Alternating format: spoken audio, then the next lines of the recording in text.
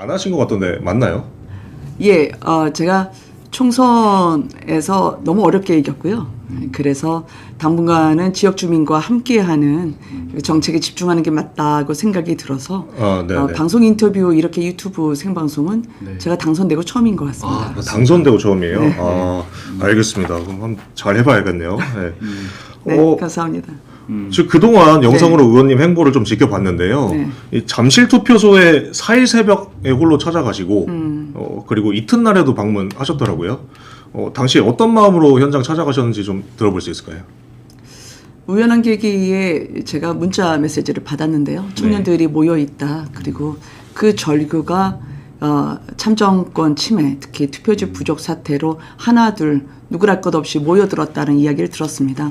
보통 이제 그 선거 또 여러 논란의 선거가 되면 정당에서는 주춤합니다. 왜냐하면 이 선관위라고 하는 게 정치인 자체의 선거 자금뿐만 아니라 선거 절차의 상당히 감독기관처럼 코치처럼 견제기구로 여겨지다 보니까 선거에 대해서는 정치인들이 보통 중립을 갖기 마련인데 이번 사태는 다르다고 생각을 했어요. 특히 국민이 자신의 주권이 침해가 됐는데 이 외침을 정당이 외면을 한다면 정당의 존립 기반이 흔들릴 수 있겠다라는 생각이 들었고요. 특히 청년들은 여야의 문제가 아니다라는 거 아닙니까? 그리고 특히 이번에 제대로 국민의 주권을 지키지 못하면 이 나라 민주주의가 퇴행되고 퇴보될 거라는 생각을 하고 있기 때문에 공당이 반드시 국민과 함께 해야 된다는 생각을 했고요. 제가 실제로 가보니까 청년들이 굉장한 두려움이 있었어요.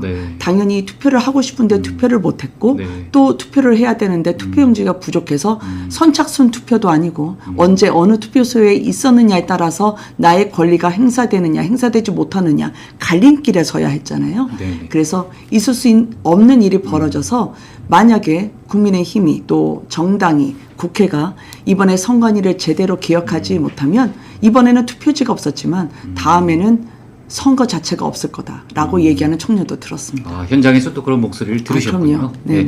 그 지금 이제 선관위 국조특위위원이시고 아까 이제 우리 신 기자가 에이스라고 표현을 했지만 저도 이제 봤거든요. 실제로 에이스 역할을 하셨고 그 이제 뭐 아무래도 이제 선관위 사태에 대한 관심도 많고 그래서 준비도 많이 하셨을 거고 그 첫 기관 보고를 마치신 그 소감이라고 할까요? 총평을 하신다면 어떻습니까? 선관위가 이런 자리에 서본 적이 없잖아요. 그렇습니다. 어떻게 답변해야 될지 모르시더라고요. 뭐 우왕좌왕하고 말도 바뀌고 뭐 계속 그렇더라고요. 시간이 지나면서 사실은 선관위의 선거 관리를 맡겨야 되나? 라는 생각이 들 정도로 굉장히 참담했습니다. 왜냐하면 수많은 진술 번복이 있었고 또 진술 거부도 있었고 이분들이 선거 관리에 대한 역량이 미흡할 뿐만 아니라 공정한 선거 관리에 대한 의지도 없었던 게 아닌가 그런 생각을 했었어요.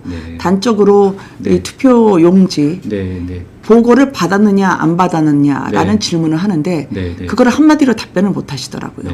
왜냐하면 당초에는 보고를 안 받았다는 게 노태학 위원장의 답변이었고 보고를 받았다라고 하다가 정작 11월 24일 날 회의가 있었다는 것 자체를 또 선관위 조직은 답변하지 않았거든요. 숨겼던 거죠.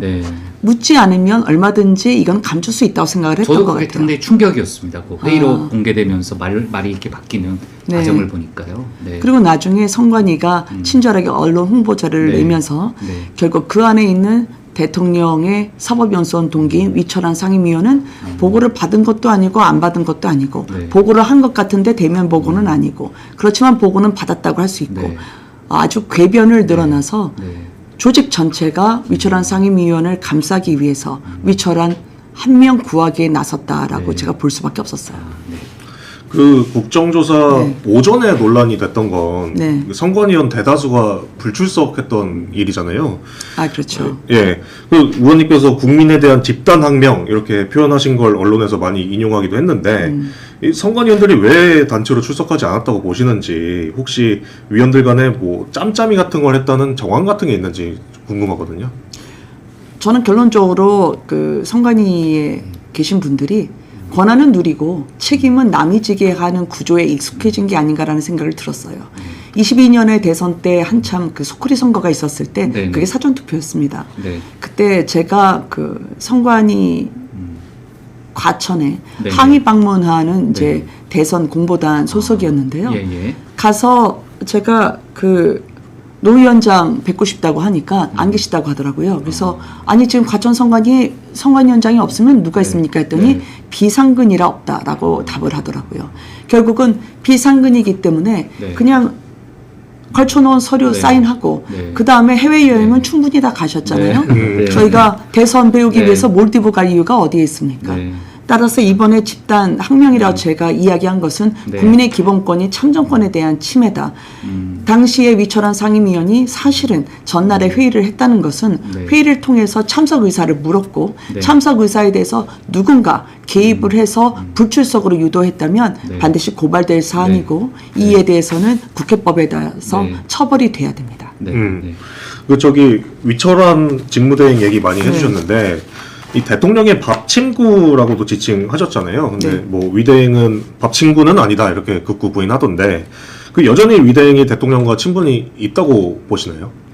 저희가 선관위원장을 네. 비상근으로 두니까 네. 상근으로 네. 상임위원을 뒀습니다. 네, 네. 근데 상임위원도 과거에는 선관위에서 많이 했었어요. 근데 바로 그 2022년 소쿠리 투표 이후에 외부 사람을 데려와서 공정하고 객관적으로 선거 관리를 하게 하자. 네. 사무처를 감독하게 하자라고 네, 해서 네. 상근 상임위원을 둔 겁니다. 그러면 당연히 국민들이 요구되는 권리가 있잖아요. 그렇죠. 마치 뉴스가 그렇죠. 공정하고 객관적이어야 되는 네, 것처럼. 네. 근데 그게 그분이 정작 특정 정파 민주당의 윤리심판원장을 지냈고 대통령의 사법연수원이자 사법고시 동기라고 한다면 네. 어느 누가 공정하고 네. 객관적인 선거관리가 된다고 생각을 하겠어요. 오늘 네. 저희가 월드컵이 있죠. 잠시 뒤에. 네, 네. 잠시 후 그럼 10시에 있습니다. 네. 그렇습니다. 그럼 네. 월드컵 때 심판을 둘 때 네. 상대 팀의 코치 출신을 심판으로 두지는 않잖아요. 그렇죠. 네. 저는 현격하게 네. 이해 충돌이 될 거라고 생각을 합니다. 그럼 그 친분 때문에 이 네. 사태 해결해 나가는 데 있어서 어떤 장애가 될 수 있다고 보시는 건가요? 당연하죠. 저는 위철한 상임위원이 내 셋째 동생과 이재명 대통령 나이가 같다고 하는데 네, 네. 그럼 형 아우 관계라는 건가요? 아니면은 밥 친구가 아니라 밥 네. 동생이라는 건가요? 네. 네. 그러니까 네. 저는 그 위철한 의원이 줄곧 내내 개헌, 원포인트 개헌을 이야기를 했는데 네네. 이에 대해서는 본인이 책임을 지고 또 이 진상 규명을 가로막고 진상 무마를 하고 있다고 많은 국민들이 의심하고 실시간으로 증거 인멸이 될 수 있기 때문에 위철한 상임위원은 즉각 사퇴가 맞다라고 본 겁니다.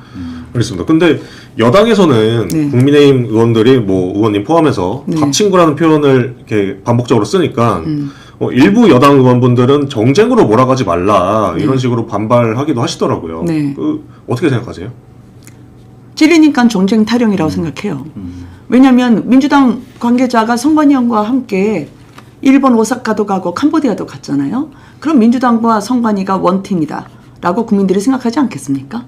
그러면 원팀인 한 내 파트너가 공격받고 있는데 민주당은 당연히 발작 버튼을 누를 수밖에 없다고 생각을 했어요. 과하게 생각을 한다면. 따라서 제가 그 당시에 민주당 의원님들을 보면 네. 훌륭한 분들이 많이 왔지만 마지못해 오신 것 같다. 그리고 질문을 하실 때 네. 그분들이 법외국제, 사심제 네. 그렇게 공소 취소할 때처럼의 열정과 열기가 없었다. 네. 그것은 네. 가족을 건드리는 데 대한 네. 그분들 나름의 네. 자책감, 네. 마지못해 하는 네. 어거지 네. 그게 아니었을까 생각했어요. 네, 그 다음 기간 보고에 경찰도 네. 증인으로 채택한 상태잖아요. 네. 현장에 계셨던 만큼 경찰 문제 많다고 보실 것 같은데 어떤 것들을 경찰에 대해서는 추궁을 하실 건가요? 일단 선관위도 그렇고 경찰도 그렇고 강제 진압을 했던 시기나 네. 또는 그들의 논리가 적절하지 않았었습니다.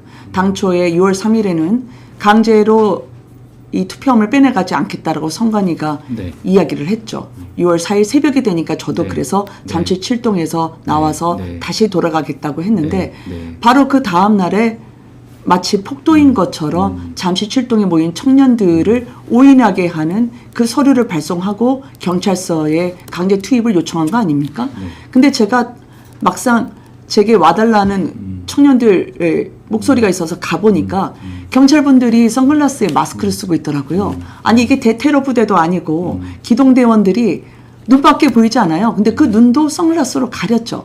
그래서 제가 그 경찰이 거기 있는 분들을 다치게 하니까 폭력 진압을 하니까 절대 연행이나 그리고 이들을 데려가서는 안 된다고 불렀어요. 네. 지휘관으로 추정되는 사람을 네. 불렀어요. 네. 근데 반드시 네. 이름은 여기에 관등성에 네, 있고 네, 이름이 네, 적혀 있잖아요. 네. 근데 제 앞에 있는 사람에게 네. 이름을 불렀는데 답을 하지 않더라고요. 아니 본인 이름을 불렀는데 왜 답을 안 네. 하지? 라고 네. 보니까 네. 나중에 저희가 네. 경찰에 네. 자료를 받아보니 네. 상의마다 옷마다 이름표가 달랐습니다. 아.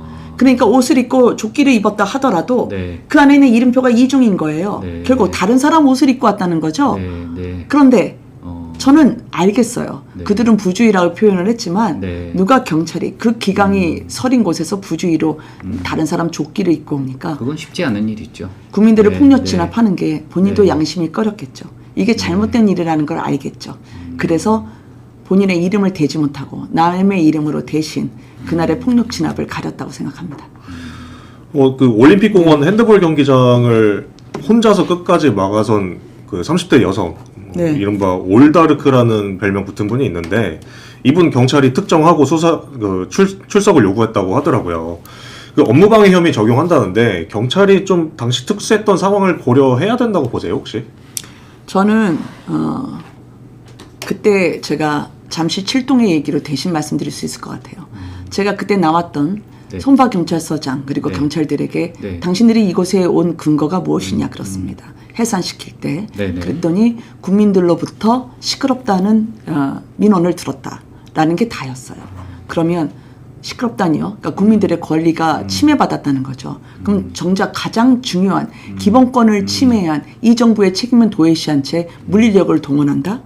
저는 이 경찰의 입장이 선관위와 동등하게 공유되고 있다고 생각합니다. 왜냐하면 위철한 위원이 제가 그곳에 모인 청년들이 폭도냐라고 물었을 때 답을 못했습니다. 아주 간단한 질문인데 복잡하게 생각하더라고요. 네. 그거는 네. 폭도가 아니라고 답을 못한 건 이 정부가 서울경찰청장이 폐가망신시키겠다. 네, 네. 그리고 경제정책 설명할 때도 정부에 저항하면 불이익을 받게 하겠다. 즉 정당한 권리, 상식을 얘기하는데 반정부 세력이라고 몰아붙이는 정부의 강압적인 시선과 경찰이 맞닿아 있다 생각하고요. 어느 누구든 업무방해라고 하는 것은 본질적으로 이 참정권을 무마하기 위한 경찰의 강압적인 수사로 이어지면 안 된다라고 생각합니다. 그 누구를 수사하든 말이죠. 그런데 네. 상식적인 청년들을 폭도로 몰아붙일 정도면 누구든 뒤집어 씌우기는 쉽지 않을까라고 생각합니다. 네, 그 여당 국조특위 위원들의 어떤 태도 말씀 앞서서 해주셨는데요.